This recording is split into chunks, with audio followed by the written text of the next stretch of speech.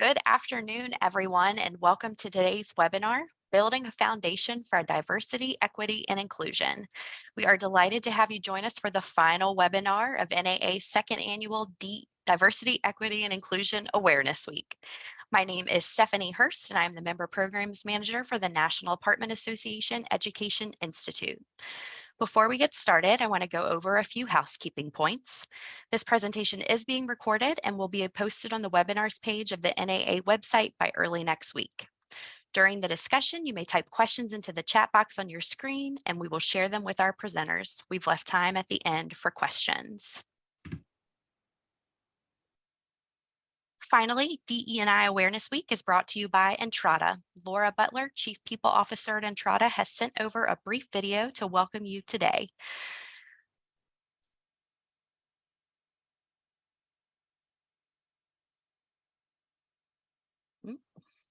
Hi, my name is Laura Butler, and I'm the Chief People Officer here at Entrada. We want to welcome you to the NAA's Diversity, Equity, and Inclusion Awareness Week. On behalf of the entire team at Entrada, we want to thank NAA for showing leadership in creating this forum.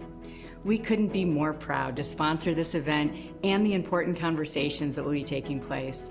To find out more about Entrada and our team, please visit entrada.com/careers.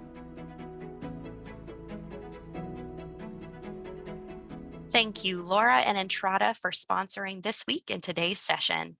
And now I will turn it over to NAA's DE&I Committee Chair, Marcy French, to introduce today's wonderful speakers. Marcy? Thanks, Stephanie. Wow, it has been an amazing week. We have learned so much and got such great content, and there's been such amazing engagement in the chat box. So I'm going to ask you guys to keep that energy flowing for the last day of Diversity, Equity, and Inclusion Awareness Week. It's our second year, and it's been an amazing week, and we look forward to continuing this tradition every single year. So without further ado, for our last day, we have some amazing speakers today, both people whom I absolutely adore.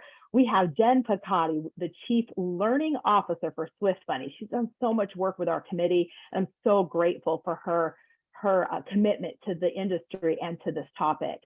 She spent the last 2 decades listening to, learning from, and finding solutions for residential property management executives, employees, and residents. Having joined the property management industry in 2000, her research connects the dots between data, performance, and progress. From NAA's Apartmentalize, National Multi-Housing Council OPTEC, Apartment Internet Marketing Conference, Multifamily Social Media Summit, Canada's Landlord WebCon, and the UKAA Build to Rent Fair. Jen has been a frequent presenter, that's a lot, Jen, in rental housing. She holds an MS in Quality Assurance from California State University, Dominguez Hills. Also with us, Camron Shelton. He is the Regional Director of Operations at CenterSpace. He has 25 years of leadership in financials, insurance, and real estate, alongside his advocacy of volunteerism. He enthusiastically sits on numerous committees at NAA, such as the Diversity, Equity, and Inclusion Committee, Apartmentalize Operations, and Mental Health. As a graduate of the NAA Diversity Leadership Program, class of 2020, Camron continues the work as Twin Cities Diversity Inclusion Council member and CenterSpace's DE&I Steering Committee co-chair. In addition to receiving education from the University of Notre Dame Mendoza School of Business, Camron has contributed to worthy causes as a former 11-year Board of Governors for the Human Rights Campaign of Washington, D.C., and LGBTQIA+ advisor to the U.S. Congress and State of California.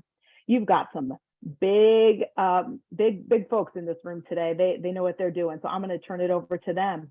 Jen and Camron? All right, thank you so much. This is so fun and exciting to be able to be a part of this week of education and to present with Camron, who has such a rich experience and involvement in all of these things that impact so many people. So thank you, Camron, for letting me join you here. So we're going to be diving in and talking about some preliminary first glimpse results of the NAA 2022 Diversity, Equity, and Inclusion study that has been going on over the month of October. No one else has seen any of these results. You're the first ones to get this glimpse. But the snapshot that we're going to be presenting today is based on 17 property management and suppliers of multifamily industry. This is nearly 2,400 employee respondents and 116 executive respondents. So we've got two surveys going on at the same time. We have one that's targeted with executives only, that C-suite, those VPs, to give us their perception of diversity, equity, and inclusion in our industry and in their companies. And then nearly 2,400 are responding to the employee survey. So we're going to have some comparisons to see where our perceptions aligned within the industry and where are there some differing perceptions, which has been very interesting to look and see what the differences are. We're going to be getting all the results. We're approaching 3,000 respondents and over 20 companies now.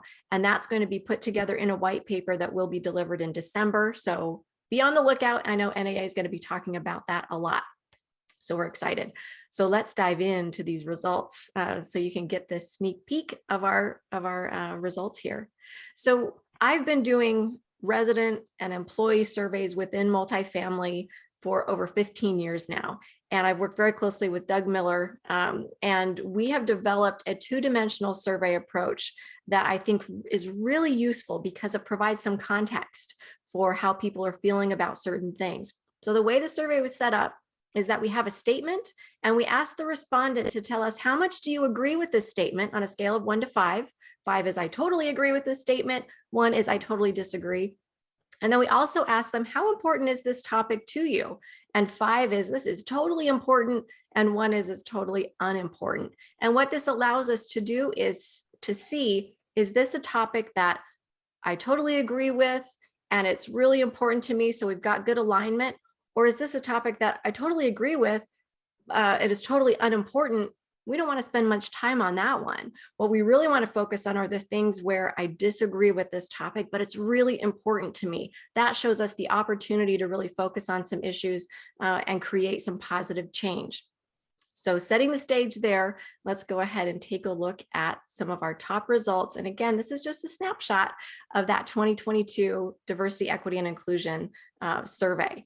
So the number one success, one that I'm really excited about, is this one. And this has been consistent not only in the DEI survey, but also in the NAA Mental and Emotional Health survey, and also in Swift Bunny's employee engagement surveys. This is where we really shine within our industry. So the topic is, and I'll give you kind of an orientation of what you're looking at here. The topic is, my supervisor creates an inclusive work environment. The executives answered a variation on this, which was, our supervisors create an inclusive work environment. Now, remember, we asked them, how much do you agree with this statement? And how important is this statement to you? So what you'll see below, the columns in blue represent how employees responded. The columns in green represent how the executives responded. So let's look at the right-hand side of this chart, which is all about importance. And you can see both the employees and the executives on a scale of 1 to 5 said this is really important. Employees said this is a 4.62 on a 5-point scale. Our executives gave a 4.56 on a 5-point scale. So very similarly, very important to both groups of employees, which is really good. We're in line here of how important we feel this topic is. When we look at the agreement side, we see that the employees give it a score of 4.24 on average on a scale of 1 to 5, and executives give it a 4.38. So they're very similar in how they're viewing and how much they agree with this. And what this shows us is, you know, our supervisors, they do such a great job of really creating that positive, inclusive team work environment. And again, like I said before, we've seen this reiterated over and over again in the mental health survey, in this DEI survey, in our employee engagement surveys. This is a real strength within our industry. So let's go ahead and start looking at where are some of the areas where we have some differing perceptions. Starting with this one. This is a big topic of conversation right now. equity in pay. And especially with everything that's going on in the economy right now, this is really a pain point for so many of our employees. We're all affected by this in some way or another. Now, this is where it starts to get very interesting, because when we look at the level of importance on the right-hand side of the screen, we see that executives and employees alike say, yes, this is very, very important. We see eye to eye when it comes to the level of importance. But when we look at how people are experiencing it, their level of agreement, we see that there's a very different perception, a very different experience in day to day. When we look at the executives in green on the agreement side of the scale, they give it a 4.03. So not a perfect score of 5. They understand there's still some work to do, but we're above that 4.0 level. When we look at the employees, however, we see that their perception is very different of this particular situation. They give it a 3.49 on a scale of 1 to 5. Now, if you look at the bottom of the screen, we've got a couple other things that we take a close look at. One thing we look at is the agreement importance gap. So when we see how important this topic is to employees on the right-hand side, that 4.56, and then we see how much they agree with it, a 3.49, we see a significant gap of a full point. It's really important, but we've got a long way to go here. We've got some serious ground to cover. Whereas when we look at the executive importance and agreement, not quite as big of a gap, and they have a slightly rosier perception of how things are going. So that's when we look at the executive gap. When we look at the difference between the agreement level of executives, that 4.03, and the agreement level of employees, we see that there is a 0.5 point gap, 0.54. This is where our leaders need to take a look at this and say, okay, there's a few things that could be at work here. It could be that either a company is not doing as much, we're not focusing as much attention, or it could be that the company's really working on some things, maybe working on some things behind the scenes. Maybe we've rolled out some policies, maybe we've made some improvements, but we have not communicated it well. So there's a few different ways that companies can address this particular issue and really take a look at what is the true experience, what are we actually doing, and not only that, how are we communicating it? Are our people understanding the things that are in place? So there's some very, very real, tangible opportunities for companies to do this a little bit better. Let's take a look at the next topic here. And this one was a little tough for me, I have to admit. On one hand, I'm not necessarily surprised, but at the same time, it was really tough to look at these numbers and see the differing perceptions of employees are treated equitably. Now, one thing that was really fascinating to me is that when we look at the importance side, executives are saying this is extremely, extremely important, 4.8 on a scale of 1 to 5. And employees say, yes, this is very important, 4.46 on a scale of 1 to 5. But it was interesting to me that executives are really getting the message, and they really have this sense of this is something that we need to focus on. But when we look at the agreement side, we see that the executives maybe have slightly, again, rosier colored glasses on with this one and thinking we're doing this really well. We've got some things in place. We've really placed some focus on this. And so we see that their agreement level on the executive side is 4.4. But when we look at the employees' level of agreement, it's a slightly different picture, 3.91, just a little bit below that 4.0 mark. So again, we have to look at the big picture. Sometimes it's that companies might not be doing as much, or maybe it's that things are in place, things are starting to go on behind the scenes, maybe things are starting to roll out, but the communication and the experience that the employees are having are not in line with what the companies and the executives are intending.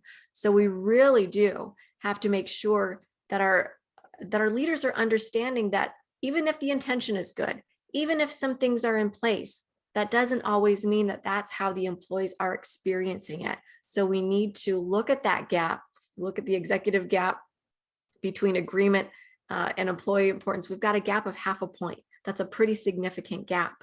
And we also see the gap of importance, how important it is to employees, but their level of agreement, that's a big gap, nearly 0.75 point.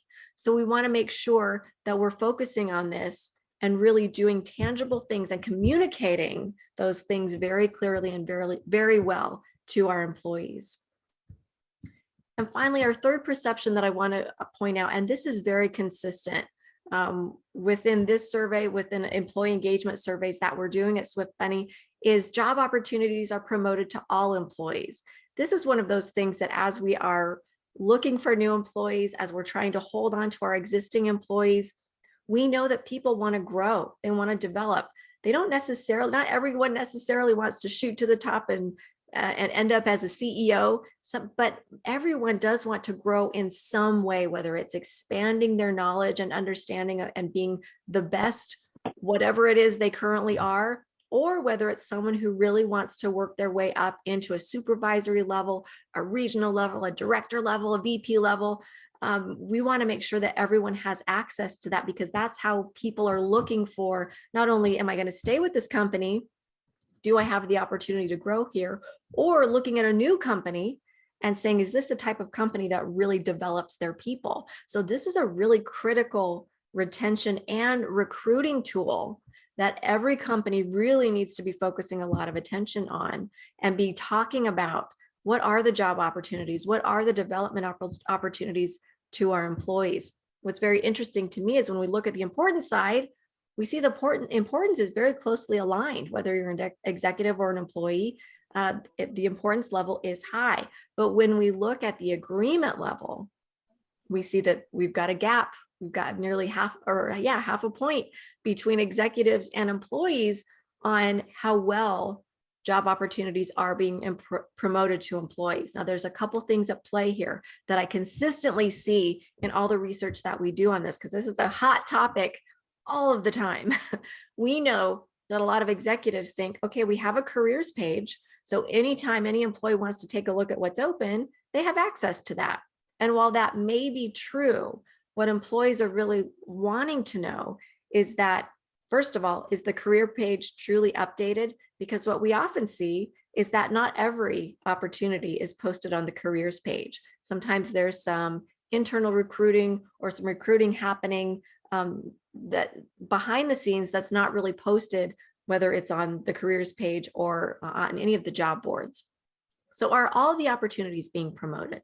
And then the other side of it is, well, if you're sending out those regularly scheduled emails to your team members saying, hey, do you know anyone who would be interested in job A, B, or C?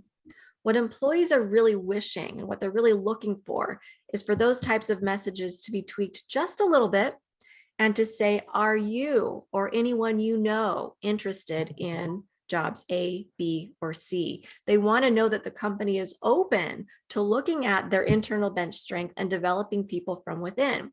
Now, just because you ask the question, it doesn't mean you're guaranteeing that you're going to promote from within. But if you allow that conversation to begin, even if an internal candidate is not ready for a job opening there, it starts some really valuable discussion with their supervisor to say, what are you interested in? Where can we help you develop? Where can we help your career grow?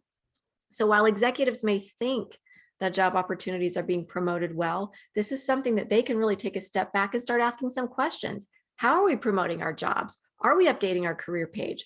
Are we inviting our own team members to throw their hat in the ring for a job opening? Those are some great conversations to be having internally. But I think the biggest question is, where do we begin? This is just 4 topics out of 15 key topics on the DE&I survey. And there's a lot of things where we think, okay, there's a lot of things we would like to do, but where do we actually begin? Because it can feel very overwhelming on what those first steps are. So from my perception, where I'm sitting, when you ask me where is a good place to start, it's this next topic right here. The top opportunity that I see for our industry is this. I am confident that the leadership is taking action to address diversity, equity, and inclusion within the company. The executives answered a variation of this question.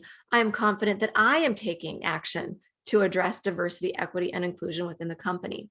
The reason I say that this is our top opportunity is that it is the foundation, the absolute foundation that the company and the leadership is communicating very effectively.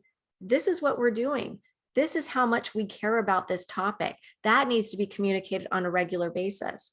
And what's interesting to me here, and the reason that I think this is such a critical first step, is when we look at importance. Yes, it's important to both the executives and the rest of the employees, but notice that the employee importance is higher than the executive importance. And so many of the topics that we see throughout the survey, the executive importance is actually higher. They know that so many of these things are just a really important part of and critical part of doing business in today's environment. It is critical for them to be paying attention to this. But I thought it was so interesting where executives were looking at themselves and saying, I'm confident I am taking action. It was a little lower importance than what employees were placing on it. And there was also this gap between how much they agree with this and how much employees agree with this. So while we're at a 4.0 level on both sides, employees said it's a 4.01 on a 5-point scale. I agree, leadership is taking action. There's still a full point that we've got some room to grow. We've got some room to improve. And we also see that our executives are seeing that they're thinking that we're doing a little bit better than maybe we actually are, or maybe than the employees are actually experiencing it. I cannot stress enough the critical importance of communicating what's happening, even if it's the plans, even if it's to say, we know this is important. We are taking a close look at how we're doing X, Y, and Z. We're going to be giving you updates over the next several months. The next 3 to 6 months, we'll be letting you know the opportunities for you to participate. We'll be letting you know what kinds of changes that we're making within our organization, our hiring practices, those types of things. Just communicating what to expect, of coming soon. Even those things can make a huge difference on an employee's sense of, okay, the company cares about this. They're doing something about this, and they want to have this conversation with all of us. So as leaders, take a look at that. How are we actually communicating what we're doing or what we're planning? What am I personally doing to take action to address diversity, equity, and inclusion? Because every individual can make a huge impact on their immediate circle and all of the people that report up into their purview. We know that supervisors are doing such a great job, and whether you're a supervisor of one small team or you are the director of many, many, many teams, what you do and say and how you act and how you make decisions matters. It matters to a lot of people. So with that, laying the foundation, I want to turn this over to Camron, who has hands-on experience with how this is approached. And one thing that I'll let you know before we hand that over is we're seeing just the high level, just those high level averages of agreement and importance. But as we get into the white paper, we're going to break this down even more because the nuance is so interesting and so critical. And for this particular topic of taking action to address diversity, equity, and inclusion, it's interesting to take a look at this breakdown, which I didn't share on every single one, but I want you to see the background and how much we're going to dive into this within the white paper of looking at the percentage of people who responded totally agree versus neutral versus disagree versus totally disagree. So you can see the dark blue is the employee agreement. The patterned blue is the executive agreement. And I want you to take a look at this because 56% of executives say, I totally agree that I'm confident I'm taking action, while employees, only 47% say that they totally agree. That's a very interesting difference. And we have about the same 24% on both sides saying they agree. But here's where I focus a lot of attention in my analysis is in this neutral zone, because we've got 17% of employees and 16% of executives giving an answer of a 3 on a scale of 1 to 5. What does that mean? Does that mean they don't know? Does that mean I'm afraid to say? Because it's can be very unsettling to admit to yourself or to admit out loud, I don't agree that my company's doing this. I don't agree that we're being treated a certain way. That can be very difficult. But it's also, there's an element of fear. If I do say this, what if someone finds out?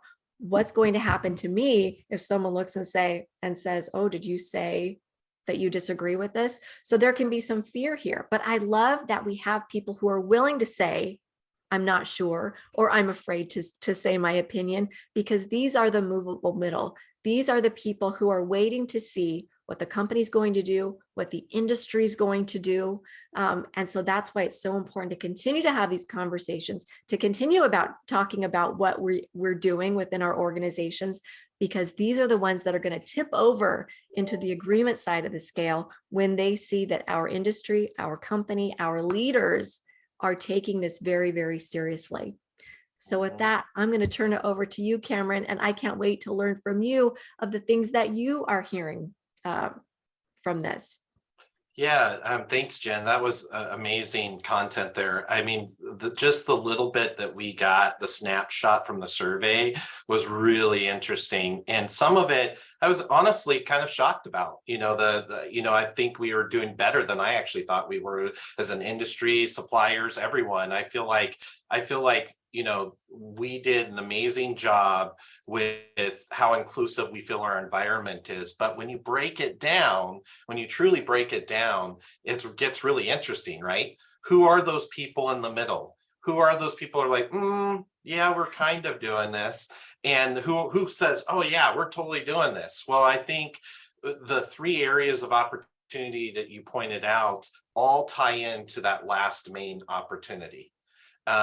Because that's what we're seeing, in our organization. And, you mentioned it so many times throughout what you're discussing is communication. I always talk to my leaders and have learned from some of the greatest leaders, communication is key.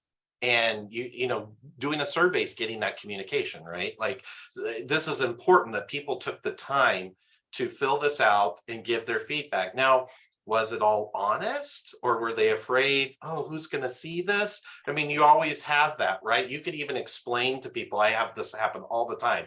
We send out employee communications on how we're doing as an organization, leadership, but people are just afraid to maybe be totally honest. But I feel like we did get a really good snapshot, because it's what we see as well. When I look at this last, let me come down here.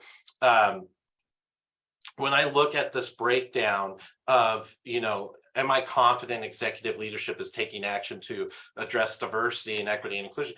When I look at that, what that tells me is that, we have a lot of work to do. And this is an area that we always have work to do. I just want to make sure everyone understands that, like, we're always, as we evolve, as technology evolves, as jobs evolve, as everything evolves, society evolves, we are constantly in motion in this space. And I think that's what everyone needs to always remember. But what can we take away? What are the fundamentals and the foundation can we provide organizations and people and empower people to have at their fingertips to help them, be successful in fixing and helping get better in these areas? And I think that when we talk about that trust, it was interesting how the executives feel like, it's obviously very important to them, but it was, it's interesting to see where they fall in this area of how confident they feel they're doing in this area. A lot of them feel like, oh, we're transparent and we do surveys and we talk to people, but are they talking to people? Do they have a mission statement within their organization that addresses this specifically? Do they have policies and procedures in place? And I think that what you'll find is in this neutral area, and why maybe some people are very neutral on this, is they don't. There isn't something there. And when you have that ambiguity, it creates, some unsettledness in these areas where we didn't score as high on the survey, right? When we talk about is there equity in pay, that doesn't shock me. I think that every time we send out surveys, this is always one that organizations struggle with a little bit. But what you can take from this is how are people talking about this? What I have learned, years ago, I taught a class to my organization on managing to the generations, right? Certain generations might not talk about their pay. but other generations might talk more about their pay. And how do you work through that? And how do you communicate? How can you be more transparent? Are men paid as equal as women? Is one race next to another race paid equally? Like, is that actually happening? And is there trust there? So what you have to be as transparent as possible and what you're willing to provide to your employees and to your workforce. And where I found companies do really well at that is they actually have grade levels or they have pay scales and they're transparent about it. So if you come in at X position, that you're at minimum going to make X dollars, right? And when you have that transparency and then you list out, okay, this is the pay scale. Okay, the pay starts here and it maxes out here for this job. And in order to get more pay, maybe someone that might come into this job if they have X number of years of experience, or they have a degree or a bachelor's degree, but you're spelling it out. And I know that seems like a lot for organizations to provide, but that transparency will help move mountains when it comes to this discussion, because leaders can better have conversations with their team members and say, hey, look, yes, there's a pay for performance here. Okay, you're not guaranteed to get, X raise at the end of the year. You have to perform to get there, and you're rated amongst your peers, but we're transparent about that. But you are not being paid less than anyone else coming in to do this job. The job starts here, the pay is here, we can guarantee that for you, but you're having that communication with the employee, and that stops it's not going to stop all the talk there, but it's going to help with that. And I think that's that trust, right? Because if all the different demographics, all the different areas when it comes to diversity, equity, and inclusion, when it comes to pay, if the more transparent an organization can be about that and empower your leaders to talk about it, what I see and what we've seen is that if the more transparent you are, the more documentation you have, the better the results you're going to have in this area. Are we being treated equitably and fairly and within the organization?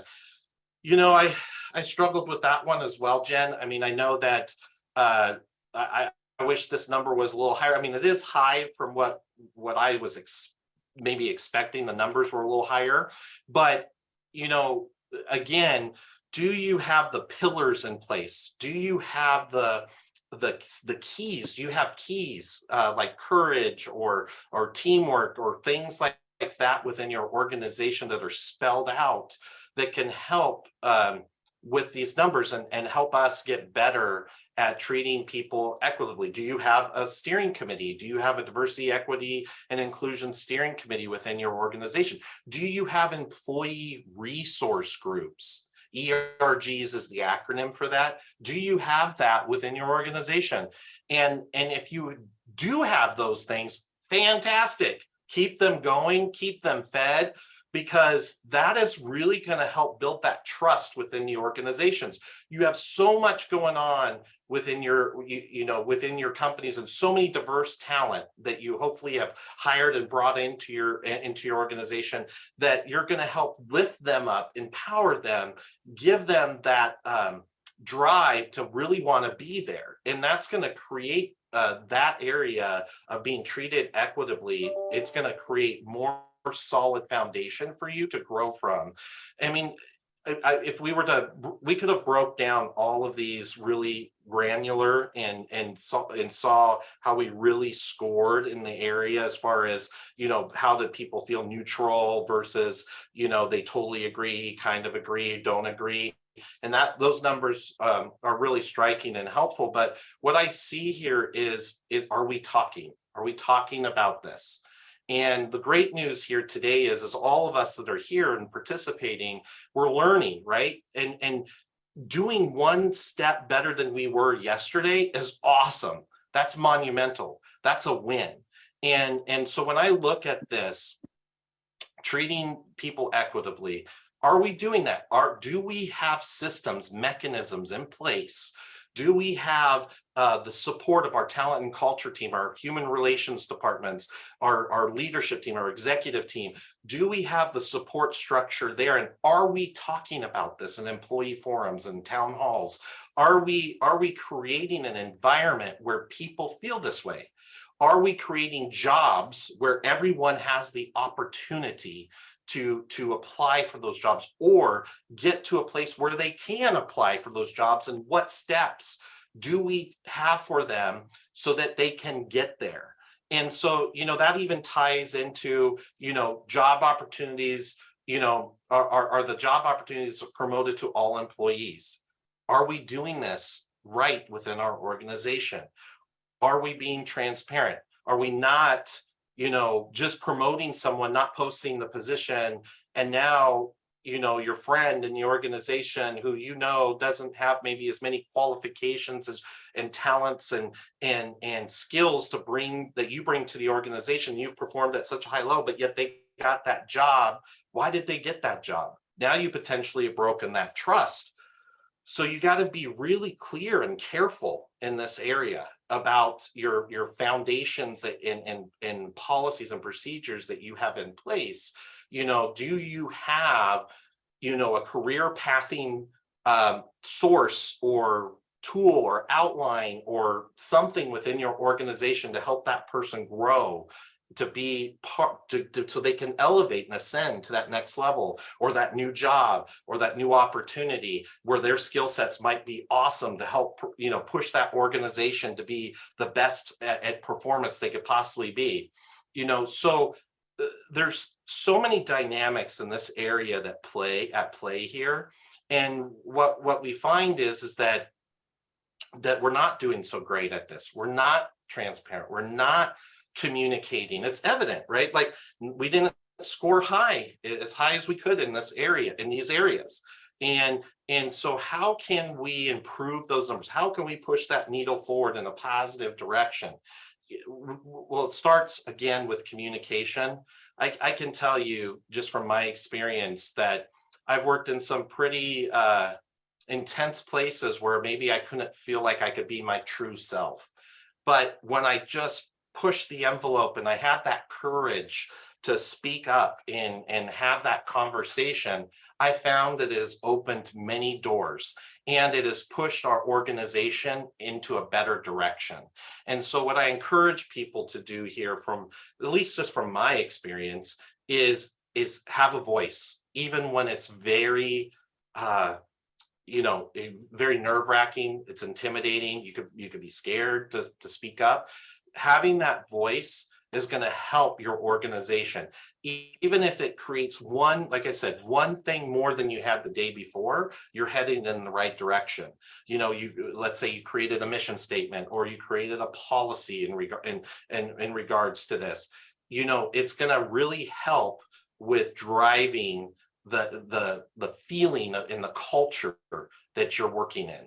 And I feel just, we could talk hours about each one of these, but and these are definite opportunities within my organization I wish I could have done yesterday, but sometimes it's baby steps, right? Baby steps will get you there, but you keep working at it and you keep lifting each other up so that you can help each other. Keep reaching out and creating a huge network of resources. We have so many opportunities for resources. We have NAA, right, that has provided resources and people and teams and committees to help with this. You have your social and career networks like LinkedIn and things where people are posting stuff and you're connecting with people, and do those things and reach out to those people, join those groups, listen to the conversations that are being had.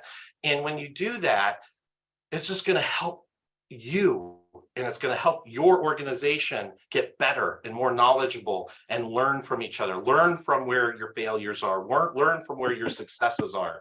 And I think that, if you do all these little fundamental things, start having those conversations, talk to your leader, you've noticed something that's not going well within your organization, speak up.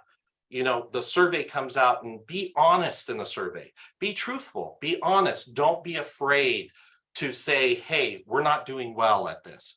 Because understanding more about how you're doing and how you're performing in these areas is going to help us create action plans. It's going to help your organization, on the forefront of being better at this. And so, with that, I know that we have some time here on the clock. Do we have some questions or anything for us on this? Hi, Camron. Let's see. We have one question so far in the Q&A. We have one that says, how do you think we align the perspectives between employees and executives? This is a good one. As you noted, they are consistently thinking higher than the employees. So the executives have there's a disconnect, right, in what's going on. While education and showing these studies help to open their eyes, how do you align when the data is present? Well, wow, that's loaded, right? So I think if I simplify this question, how do you align the gap, right? We've got the executives to think, it's great, everything's great. No, we're doing it. And then you have the employees to say, we're kind of doing it. So how do we align those two? So I personally, what I've done and helped my organization and others when, I did this work with the work I did through HRC, is you have to understand what it is, where the gap is and what those things are, and have the information. You have to ask the questions, whether that we've done it through surveys and asked, got with those people that are providing that feedback to, let's say, some people have like a safe space, right? Like, so a lot of times it's funny because where I'm at, people find Cam is the safe space. So I'm going to go talk to Cam. And then sometimes I'm like, oh my gosh, that's a lot, but I'm taking in this information and, but I'm also writing it down, right? Like I'm writing it down and then I'm taking that information and bringing it up. And so that we're having a conversation about it. And sometimes that gap is because no one's having that conversation. No one is moving that forward, right? And so whether it's on the topic of like an executive team meeting, or whether I go in and I just start having a conversation with my executive team, I just start talking about it. And then they're like, you know what, Cam, you've been talking about that. You know what, we just did a survey that kind of speaks to that. I think you found something here, and then something happens. It's not going to happen. I'm not, I can't promise that this is going to happen everywhere, but everyone here has to be the ambassador of change. Yeah. Yeah, we got another one, but I will say, Camron, and I always go back to the quote, do the best you can until you know better. And when you know better, do better. These results give us an opportunity to know more so we can do more. And I think, how you respectfully give these to your organizations and say, this is what I know, here's what we can do, and bridging that gap in the communication, like you said. We have another one, specifically, this is really good too. Specifically, how would you recommend getting feedback from maintenance, the service teams? This department is traditionally quiet until they give a resignation letter. What would you recommend to get more feedback from them? This is such a good question because, this is notoriously a group who they just want to get their work done. They just want to get through it. And this is something where you have to truly build trust. You have to show that you have to ask them specifically questions. Maybe you need to start one-on-one and saying, what do you think about this? How are things going here? What's getting in your way of getting work done? And when they give you answers, act on it, respond to it. And when they see over time that their voice is truly valuable and that action occurs because of their willingness to say something, you are going to start getting more feedback. And it's one of those things that's not going to happen overnight. I hate to tell you, but it will happen over time. And I've seen companies do really amazing things by investing the time in having individual conversations and then having group conversations and then leading to survey conversations. But the number one thing that makes all the difference in the world is when your maintenance people see something happen because of. They see that something positive has changed, some positive resource has been provided because of input that they give. And so it's really critical that when you ask, even if it's a small number of people who respond from your maintenance team, and you do something as a result, come back to them, all of them, not just the ones that gave you the input, come back to all of them and say, okay, based on what we learned, we are doing this because of what you told us. Thank you so much for letting us know, for answering our question, for giving this input. We have done this because of what you have told us. And when they see that, more of them will be more willing, more likely to provide the feedback in the future. But it's building blocks. It is step by step, day by day, building that trust so that they see any feedback they give is going to be worth their while, and it will be heard and it will be acted upon, and it's not a waste of their time. They don't want to waste their time. Yeah, Jen, I think a lot of our maintenance teams are action driven. Yep. Yep. You know, what's interesting here is we had a DEI committee meeting about this at our company, and I don't know if all of you've seen Undercover Boss, but we thought about just doing that, doing the Undercover Boss thing, getting in there, working with them, and then asking questions while we're doing it and trying to find out what we can do better and what is working. And I think if that in itself, if you ever watch Undercover Boss, it creates trust within the organization, right? Because even though it's kind of a, I don't know, it could create non-trust, right? Because, oh my God, my CEO's coming in and he's pretending to be a maintenance tech and he found out so much information on me.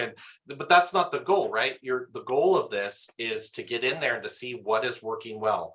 Is the engine working right? Or is the culture good? You can find out so much from just going to different parts of your organization and working there. And I thought this was pretty clever. I thought it would be kind of fun if we did do that, because we had heard of another organization doing this, and it was super successful. And I think that kind of, and so you're making some fun out of it, right? And I think that that's a good, clever way. And that's thinking outside the box, y'all, right? We're just trying something. We're trying to see if we could get that unsolicited feedback, right? Like, we're trying to get that information organically and not forced. And so I think that just always thinking outside the box. Your ideas are not dumb. Like, it's okay. And if you have a foot and mouth moment, that's okay. Hopefully someone will tell you had a foot and mouth moment, but you throw it out there, because maybe something your leaders will hear this, or the leaders of the organization will hear this, and they'll go, oh, you know what, it is a good idea. And I could probably send so-and-so over here to go do it, and they won't know who that is, and well, is that a good thing or a bad thing that they don't know who that is? But, I think that it's just being clever and thinking outside the box here too can help in that area. That's good, Camron. Sometimes change requires some discomfort first, right? And I think that's important. Folks are afraid sometimes to speak up. It can be uncomfortable, but that's where change is born. We have another question here. It says, I work for an organization and we concentrate diligently on DE&I. I'm sure that if we conducted a survey, we would have the same executive employee gap. Well, Stephanie, hopefully your organization participated in this survey. However, how do we improve engagement from the employees? And I don't know if she means by the participation in the surveys, which I could suspect could be the case, but how do we improve engagement for the employees? Jen or Camron? Oh man, this is my world. This is my world. Yeah, speaking your language, Jen. Yes, exactly. First of all, you have to have executives who are willing to participate and not just give it lip service and not just hand it off to HR, because engagement is not an HR initiative. It's a company culture initiative, and executives are in charge of culture, whether they want to believe that or not. So this is one of those things where having executive engagement, being a part of the conversation, being willing to listen and not feel attacked, because sometimes it's like, wait a minute, I'm doing so much and I feel attacked. But getting past that and really listening and being willing to identify one or two things. What can we work on? What can we focus on that matters to you? and really put that into place so that the employees can see, wow, you're responding. And it's that trust, build by build of, I asked for feedback, I listened, we put something into action. Now we're going to work on the next thing. But it takes time. And again, it doesn't happen overnight, but you have to have executive leadership and communication and visibility, or it's not going to go anywhere. I totally agree with that. It sounds simple, but one of the questions I would ask you is, who is on your committee? Do you have representation from the executive team there? Because that's highly important, because, proof's in the pudding, right? If I ask my team member to do something, will I do it myself? So are they going to take the time, the dedication to show how important it is to the organization and participate? Also capacity, right? Like, what is happening at the time when you're trying to solicit this information or get participation in a survey? Have we just sent out 6 other surveys? What were the surveys about?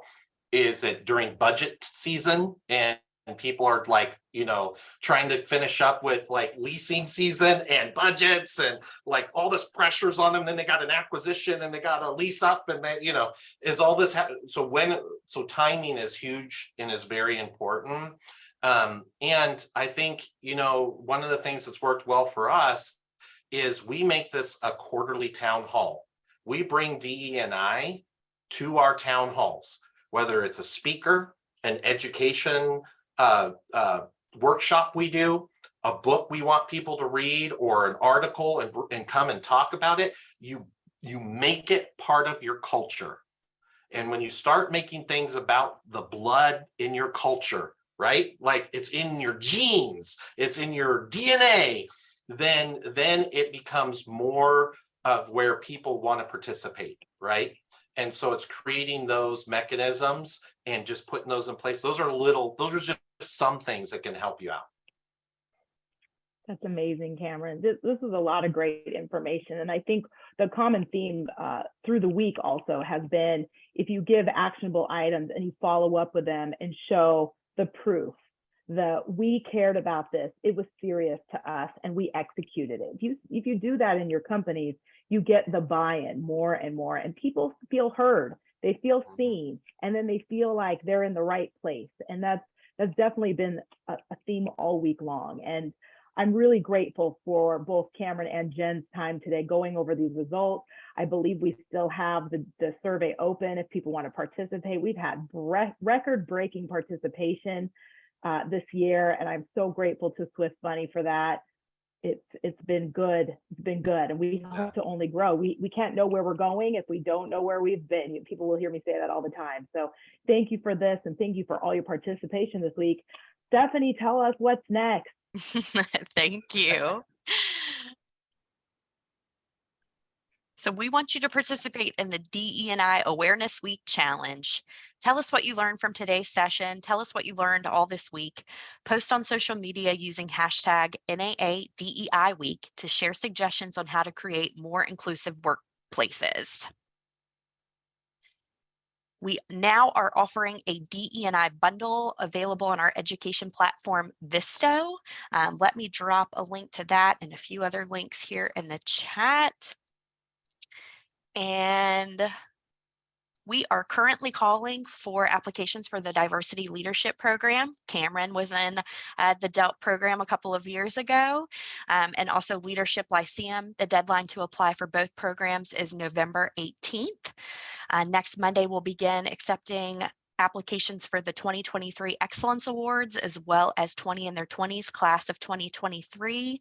We want to celebrate you and recognize you at Departmentalize, so please save the date and apply. Thank you again for joining us this week for these incredibly important topics. Please be on the lookout for emails from us with a link to all the recordings from this week's webinars. We are grateful for your time. We hope to see you again soon, and enjoy the rest of your day. Thank you all so much. Bye-bye.